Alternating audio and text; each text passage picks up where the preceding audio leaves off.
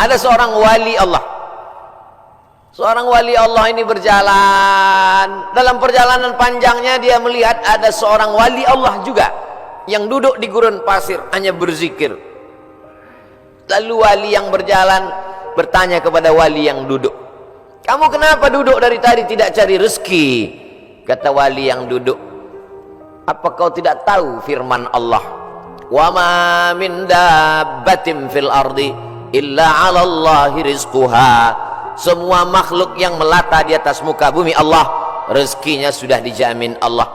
Percaya kau pada ayat ini? Percaya. Aku wali Allah. Kalau percaya kepada ayat bahwa rezeki dijamin Allah, untuk apa lagi kita cari rezeki?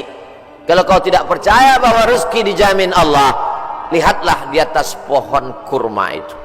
Ada seekor burung, sejak telurnya menetas, sayapnya patah. Sayapnya patah, dia tidak bisa terbang, tapi dia tetap menjadi burung yang besar di atas pohon kurma. Kenapa? Kita lihat nanti. Tak lama terlihat datang burung lain membawakan makanan. Datang burung membawakan cacing, datang burung membawakan ikan. Naik ke atas pohon kurma yang di atasnya ada seekor burung yang patah sayap. Begitulah kalau Allah berkehendak, rezekinya dijamin Allah, dia tidak perlu terbang. Datang burung lain membawakan. Burung yang datang ini bukan ojek online. Burung lain datang membawakan tanpa perintah manusia. Allah memerintahkan hatinya. Oh, begitu. Iya. Lalu apa kata wali Allah yang berdiri kepada wali Allah yang duduk? Kenapa kau tidak amalkan sunnah al-yadul ulya khairum minal yadis sufla? Kenapa engkau tidak memilih menjadi burung yang mendatangkan cacing dan ikan? Kenapa justru memilih menjadi burung yang duduk menunggu makanan datang? Mendengar itu wali Allah yang duduk itu tegak berdiri dan dia mengatakan, kalau begitu aku lebih memilih ingin menjadi burung yang membawakan makanan, karena mengikut sunnah Rasulullah SAW. Al-yadul ulya khairun minal yadis sufla. Tangan di atas yang memberi lebih mulia daripada yang menerima. Artinya apa? Dengan rezeki, mencari rezeki, punya rezeki bermanfaat, maka orang itu lebih tinggi derajatnya daripada beriman, yakin, tapi hanya menanti, menunggu. Makanya dalam Islam diajarkan al-mu'minul qawiyyu, seorang mukmin yang kuat. Kuat fisiknya, kuat otaknya, kuat ilmunya, kuat finansialnya, kuat duitnya. Khairun, dia lebih baik di hadapan Allah. Wa ahabbu ilallah, lebih dicintai Allah. Minal mu'minid dha'if, daripada mukmin yang lemah. Wali Allah kalau menerima hadis mudah dia menerima. Ini contohnya. Wali Allah begitu menerima hadis langsung dia terima. Dia langsung tegak berdiri. Jadi kalau ada hari ini orang yang diyakini sebagai wali Allah tapi bertentangan dengan sunnah-sunnah Rasulullah, maka sesungguhnya bukan wali Allah. Jadi wali apa? Wali setan. Suatu ketika ada seorang wali Allah membawa murid-muridnya untuk menemui seseorang yang dikatakan wali Allah. Diceritakan dalam kitab Ar-Risalah Al-Qushairiyah, Imam Abdul Qasim Al-Qushairi. Murid-murid, kita mau ketemu dengan seorang wali Allah. Di mana Tuan Guru? Di masjid. Dia tidak pernah keluar masjid, dia dalam masjid. Ya, sampai di dalam masjid bertemu dengan wali Allah, bersalaman. Tiba-tiba orang yang dikatakan wali Allah itu, maaf, meludah dalam masjid. Lalu kemudian saat itu juga sang guru berkata, mari kita tinggalkan orang ini bukan wali Allah. Kenapa Tuan Guru? Dia banyak karamahnya, dia mulia. Karena dia meludah dalam masjid. Perbuatannya bertentangan dengan syariat, bertentangan dengan sunnah Rasulullah SAW. Karena bumi yang paling mulia adalah masjid, meludah dalam masjid adalah menghinakan masjid, maka perbuatannya sudah menjatuhkan kedudukan dirinya di hadapan Allah karena bertentangan dengan sunnah Rasulullah SAW. Jadi mudah saja standar hidup ini, ikuti saja sesuai dengan ketentuan yang dibawa oleh syariat Nabi Muhammad sallallahu alaihi wasallam, termasuk dalam hal mencari rezeki ini. Kalau dia ikuti sunnah Rasulullah dengan cara yang halal, maka itu berarti dia adalah termasuk umat Muhammad sallallahu alaihi wasallam. Dia kaya Pak Ustadz, mobilnya mewah, mahal, rumahnya megah, hebat, tapi tidak pernah keluar rumah cari rezeki. Jangan-jangan punya babi ngepet, jangan-jangan tuyulnya 3 kontainer. Nahnu nahkumu bizawahir, kita menghukum orang itu dengan melihat zahirnya. Yang tahu batinnya hanya Allah subhanahu wa ta'ala. Wallahu yatawallas sarair. Ini pembahasan tentang rezeki. Lalu kemudian hubungannya dengan pandemi. Pandemi artinya wabah penyakit yang menyerang serentak pada satu masa di beberapa negeri. Itu arti pandemi menurut Kamus Besar Bahasa Indonesia. Jangan pandemi kata orang, pandemi juga kata kita. Pas ditanya orang apa itu pandemi, ya masih sejenis demi-demi juga lah. Bahasa Arabnya wabah. Maka doa ulama, Allahumma dafa'anal wabah, angkatlah wabah. Bahasa Arabnya wabah, sampai ke Indonesia ujungnya hamzah berubah jadi ha, wabah.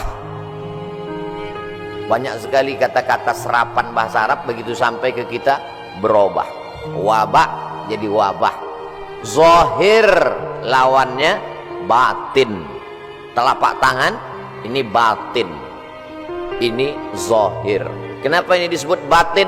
Karena tertutup. Kenapa ini disebut zahir? Karena terlihat. Oh kalau begitu ini bisa juga disebut batin tertutup Pak Ustaz? Enggak, karena yang bisa tertutup cuman ini. Siapa yang bisa menutup ke sini? Enggak bisa. Maka ini disebut batin. Zahiruha wa batinuha, zahir dan batin. Sampai ke Indonesia berubah. Mohon maaf, lahir dan batin.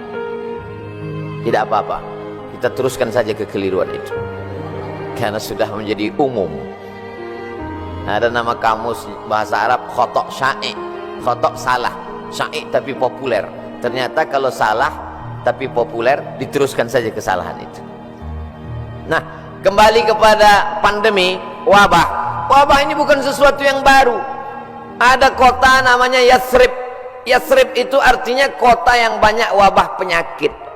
Nabi selalu merubah nama yang tidak baik kepada nama yang baik. Kamu mau kemana? Saya mau ke kampung wabah.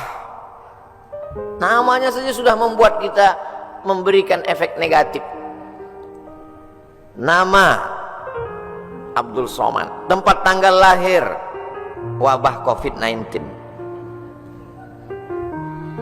Maka memberikan efek yang tidak baik.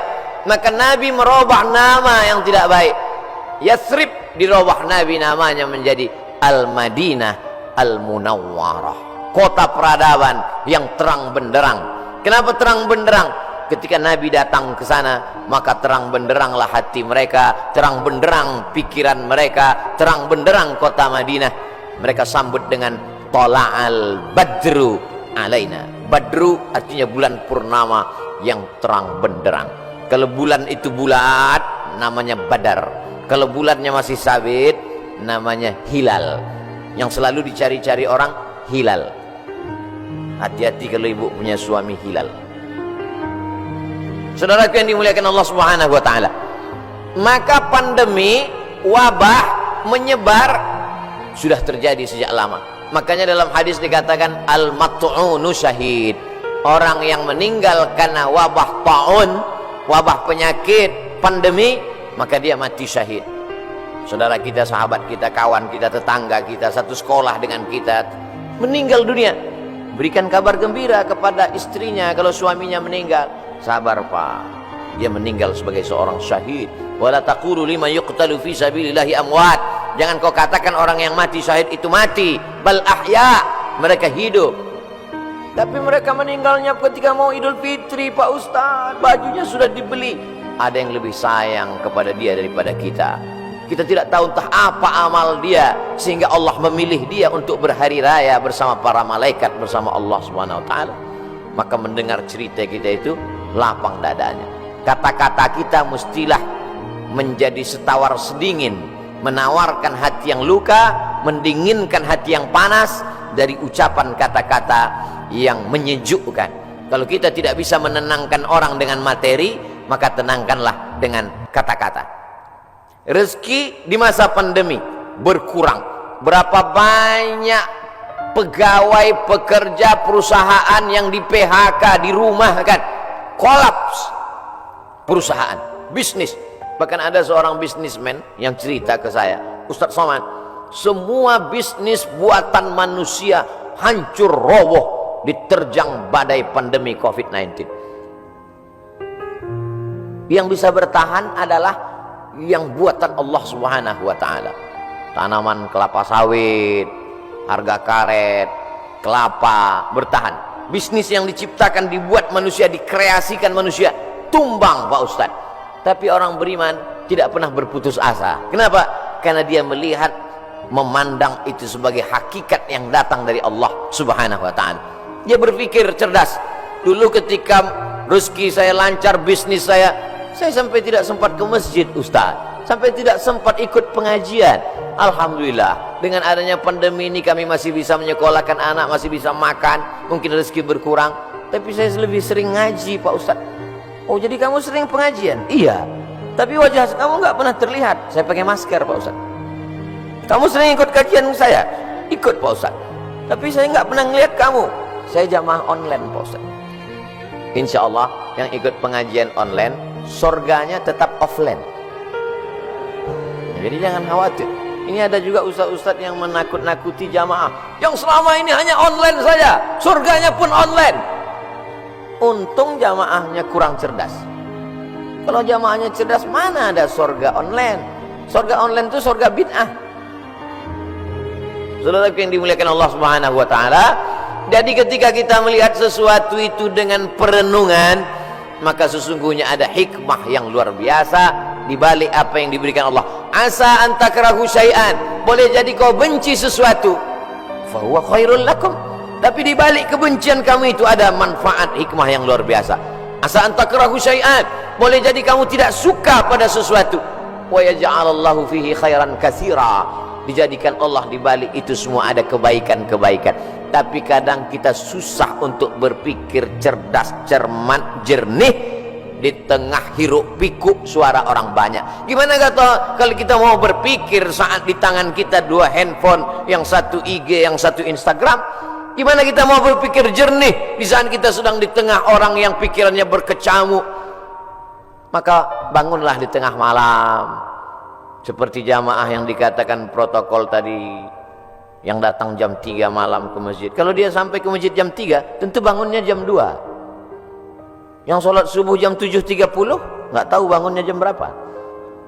Dia datang ke masjid, tentu dia bangun, habis itu dia mandi, terapi mandi segar, menyegarkan tubuhnya, menyegarkan pikirannya, bersih, gosok gigi, suci, menghadap Allah SWT, sholat sunat wudhu 2 rakaat, sholat sunat taubat, sholat sunat tahajud, sholat sunat hajat, sholat sunat witir, berzikir, menjelang azan berkumandang ke masjid. Jernih pikirannya melihat ini.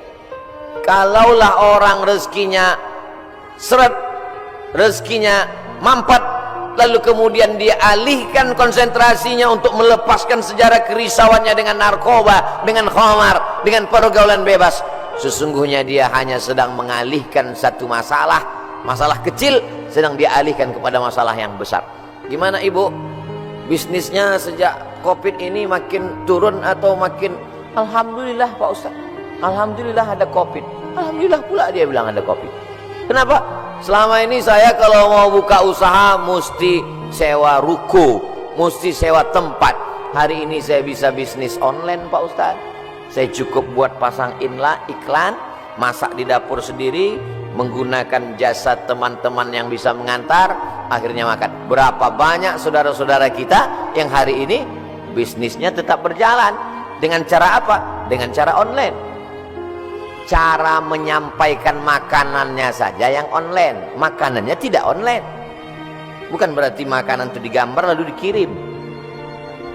Makanannya tetap diantarkan dan berjalan. Kenapa? Karena ketika kita duduk dengan tenang, maka akan ada ide-ide yang diberikan Allah Subhanahu wa taala. Yang menenangkan hati itu siapa? Allah. Huwallazi anzala sakinata. Allah taala yang menurunkan ketenangan fi qulubil mu'minin, ke dalam hati orang beriman. Tapi tidak semua bisa begini. Apotik, jual obat, minyak kayu putih, haba sauda, madu. Justru di musim-musim ini peningkatannya luar biasa. Kenapa? Karena orang takut. Kalau orang takut, dia cemas, dia ngeri, dia suka minum herbal, lalu kemudian dia dengarkan hadis yang disampaikan Ustaz. Habbatus sauda syifaun min kulli da. Habba sauda, jintan hitam, Arab, obat dari segala macam penyakit. Yang tidak bisa diobatinya hanya tua dan mati saja. Yang lain daripada itu bisa diobatinya. Alaikum bisyifa'aini, hendaklah kamu berobat dengan dua penyembuh, al-asal, madu, wal Qur'an. Wa nunazzilu minal Qur'ani ma huwa syifa. Kami turun Al-Qur'an itu sebagai obat, sebagai penyembuh, sebagai penawar. Maka diamalkan mereka ruqyah, habba sauda, herbal, madu, jintan, qastul hindi, maka luar biasa. Tapi saya tidak bisa berpindah dari bisnis ini ke sini, Pak Ustaz. Loh, yang mengatakan engkau tidak bisa bisnis dari pakaian ke herbal itu siapa? Kita sendirilah yang mengkerangkeng pemikiran kita. Kita yang membuat aturan, kita yang membuat diri kita terjebak. Saya sudah usaha pakaian, maka saya tidak bisa berpindah ke usaha lain. Yang membuat kaedah itu diri dia sendiri. Dia sendiri membuat kerangkeng, dia sendiri yang berada di dalam, dia sendiri yang menguncinya. Itu sama seperti orang yang membuat kerangkeng besi, dia masuk ke dalam, dia kunci dari dalam, dia buang kuncinya keluar. Dia mengkerangkeng dirinya. Kamu bisa berpindah dari dagangan pakaian ke jualan herbal, berpindah dari berdagang bisnis ini beralih ke sini. Itu adalah pilihan yang ada pada diri kita sendiri. Ada pilihan yang tidak bisa kita pilih. Abdul Somad menjadi orang Melayu, datang dari pulau Sumatera, itu tidak bisa kita memilih. Saya tidak bisa memilih. Malaikat tidak pernah dulu memberikan saya pilihan di alam rahim, Abdul Somad, kau mau jadi orang mana?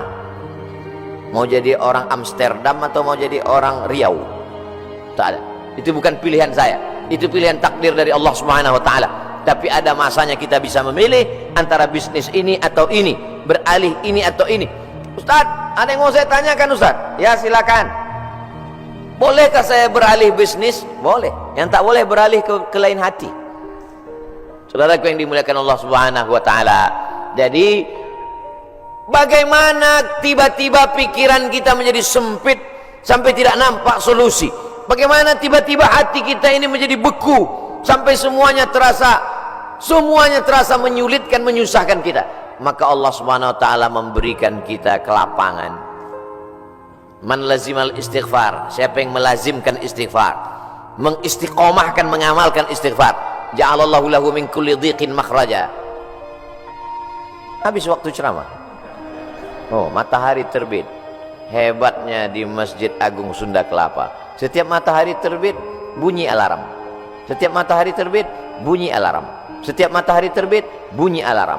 Lama-lama jamaah mengambil kesimpulan bahwa kalau alarm tidak berbunyi, matahari tidak terbit. Kalau ada usaha, baru ada rezeki. Kalau ada usaha, baru ada rezeki. Kalau ada usaha, baru ada rezeki. Kalau tidak ada usaha, berarti tidak ada rezeki. Rezeki terbagi dua. Ada rezeki yang bersifat mauhibah, pemberian Allah. Ada rezeki yang bersifat al-kasbu, usaha. Dan berapa banyak rezeki yang berdasarkan pemberian Allah Ta'ala jauh lebih besar daripada usaha. Tapi jangan gara-gara ini lalu orang tidak mau berusaha. Usaha datang dari kita, pemberian datang dari Allah. Cobalah tanya bisnismen orang-orang kaya itu, apakah dari usahanya itu datang? Berapa banyak usahanya biasa saja, tapi pemberian Allah Subhanahu wa taala luar biasa. Yang dinilai Allah adalah bagaimana seorang hamba berusaha. Itulah ahlus sunnah wal jamaah. Adapun orang yang berpangku tangan menunggu hujan turun dari langit, mereka adalah ahlul bid'ah wad dhalalah. Namanya kelompok Jabariyah. Jabr, al-Jabr. Ada wali nikah itu namanya wali majbur, wali yang boleh memaksa. Jabariyah orang yang terpaksa. Kata dia hidup dia ini terpaksa karena takdir. Kau kenapa tidak berusaha? Semua sudah ditakdirkan Allah. Kau kenapa mabuk? Saya tidak ada niat mabuk Pak Ustadz, saya terpaksa karena takdir. Dua salah dia. Pertama, dia berbuat dosa. Yang kedua, dia mengkambing hitamkan Tuhan atas segala dosa-dosanya. Maka orang seperti ini dihukum double oleh Sayyidina Umar bin Khattab. Pada zaman Umar pun spesies manusia seperti ini sudah ada. Yang sekarang ini hanya pengikut-pengikutnya saja, neonya, model barunya muncul di zaman modern ini. Maka orang seperti ini bukan ahlu sunnah. Ahlu sunnah adalah berkeyakinan bahwa rezeki dijamin Allah, tapi dia juga berusaha. Menurut Imam Abul Hasan Al-Asy'ari, maka itu yang disebut dengan al-kasbu wal ikhtiar. Ada usaha. Subuh ini saya sudah ditakdirkan Allah Subhanahu wa taala ada 2 minuman yang berada di atas meja ini, walaupun nampaknya 3, yang minuman 2, yang ini hand sanitizer. Lalu kemudian saya boleh memilih antara 3 ini. Yang mana yang mau diminum boleh pilih. Mau yang ini atau yang ini, tapi jangan yang ini. Ketika dia sudah diberikan kepada saya, maka ini milik saya, ini udah takdir saya, ini ketetapan untuk saya. Tapi saya mesti menggerakkan tangan saya, mesti memasukkannya ke mulut saya. Semuanya datang dari Allah. Gerak ini tangan bisa bergerak, itu pun dari Allah. Hati ini untuk condong kemana, itu pun dari Allah. Itulah mengapa dikatakan wallahu khalaqakum wa ma ta'malun. Allah menciptakan kamu dan perbuatan kamu. Perbuatan kamu itu pun juga ciptaan Allah, karena semua datang dari Allah. Menulis, tangan yang menulis ciptaan Allah. Pena, kertas, itu pun ciptaan Allah. Maka dikatakan bahwa kamu dan perbuatan kamu adalah ciptaan Allah. Tapi kita punya pilihan. Wa nafsin wa ma sawwaha, demi jiwa dan penciptaannya. Fa'alhamaha fujuraha, ada jalan kiri, jalan fujur, jalan bengkok, jalan hitam. Wa taqwaha, jalan kanan, jalan baik, jalan putih. Maka kita tinggal memilih. Ketika pilihan kita benar, kita dapat surga. Walladzina amanu wa 'amilus solihati ulaika ashabul jannah walladzina kafaru wa kadzdzabu biayatina ulaika ashabun nar. Jangan dengan penuh kesadaran sendiri menabungnya di bank konvensional haram, duitnya duit riba, dimakan dengan penuh kesadaran. Ketika ditanya, kau makan riba? Iya, tapi ini haram. Takdir, susah saya menolaknya Ustaz. Tidak bisa begitu, karena kita punya pilihan untuk mengalihkan dia dari konvensional ke syariah. Kita punya pilihan untuk memilih antara yang haram dengan yang halal. Ketika pilihan itu tepat, disitulah balasan datang dari Allah Subhanahu wa ta'ala. Saudaraku yang dimuliakan Allah, ada orang yang sanggup memilih tapi dia tidak mau. Ada orang yang tidak tahu, ada yang pura-pura tidak tahu. Maka semua jenis manusia ini nanti akan mempertanggungjawabkannya di hadapan Allah Subhanahu wa ta'ala. Dengan mengaji kita menjadi tahu. Setelah tahu, ujiannya lebih berat. Selama ini kita tidak tahu, kadang-kadang ada enaknya juga tak tahu. Ada mahasiswa lama, ada mahasiswa baru. Mahasiswa lama dengan mahasiswa baru duduk di tempat yang sama, mau daftar ulang di awal tahun ajaran. Tiba-tiba turun seseorang lewat. Mahasiswa lama lari pontang-panting, mahasiswa baru nyantai sambil duduk merokok, ngelihat cuek aja. Memangnya yang lewat itu siapa? Rektor. Kenapa mahasiswa lama lari pontang-panting? Dia kenal, dia tahu. Kenapa mahasiswa baru cuek saja seperti tak ada masalah? Karena tidak tahu. Makanya banyak orang sekarang tidak mau tahu dengan agama. Kenapa? Karena kalau saya tahu nanti jadi takut. Padahal takut itulah yang dipesankan oleh khotib di atas mimbar. Takutlah kepada Allah. Itulah yang kita tanamkan selama Ramadan 30 hari. 30 malam. Malamnya qiyam, siangnya siam. Akhir daripada target puasa itu adalah la'allakum tattaqun. Takut. Salat, tegak, ruku, sujud, subuh, zuhur, asar, maghrib, isya, tahajud, witir, doa, qabliyah, ba'diyah. Apa yang ingin dicapai?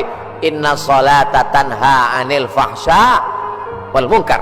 Kajian subuh, kajian kita ini, apa target visi misi dari kajian ini?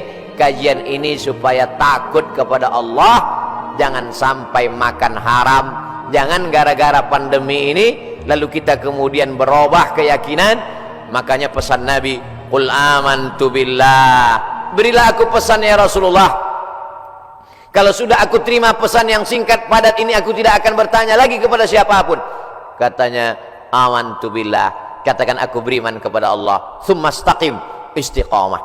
Istiqamah sebelum pandemi, istiqamah berusaha dengan rezeki yang halal.